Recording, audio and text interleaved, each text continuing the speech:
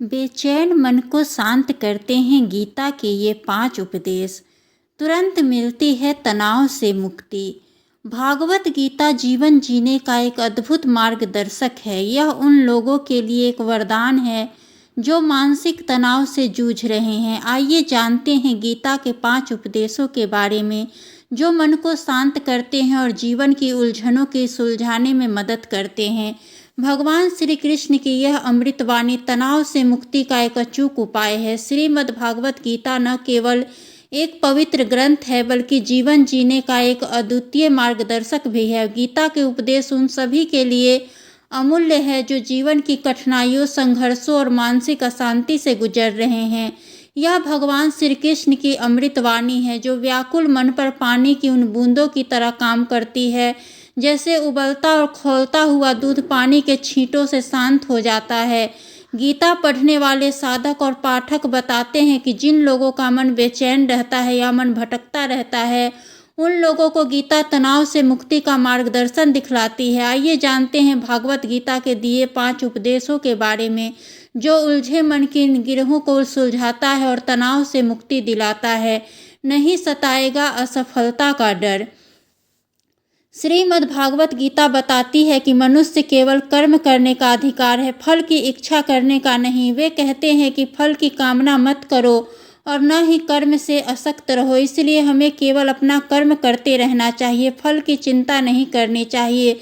जब हम फल की अपेक्षा नहीं करते हैं तो असफलता का डर नहीं रहता और हम शांत रह पाते हैं। बुद्धि विवेक से करे हर काम।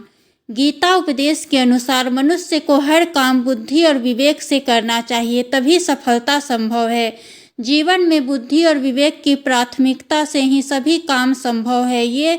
वे ये भी कहते हैं कि हमें हमेशा मन को शांत रखना चाहिए और त्याग भाव से कार्य को अंजाम देना चाहिए। वे एक बार फिर कहते हैं, फल की इच्छा न करते हुए कर्म करो, कर्म में आसक्ति नहीं होती है, पुरुषार्थ से मिलती है सफलता। गीता में बताया गया है कि भाग्य के भरोसे बैठे रहने वालों को कुछ नहीं मिलता। भगवान कृष्ण ने अर्जुन को समझाते हुए कहा कि जो मनुष्य कर्म करते हैं भाग्य ही उसका साथ देता है। वे अपने पुरुषार्थ की वजह से कई गुना लाभ प्राप्त करते हैं। गीता का यह उपदेश यह भी कहता है यदि भाग्य कमजोर भी होता है, पुरुषार्थ से पूरी तरह बदला जा सकता है।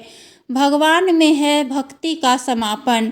गीता के 18वें अध्याय में बताया गया है कि जब हम सभी धर्मों को छोड़कर केवल भगवान की शरण में जाते हैं तो सभी प्रकार के भय और चिंताएं दूर हो जाती है।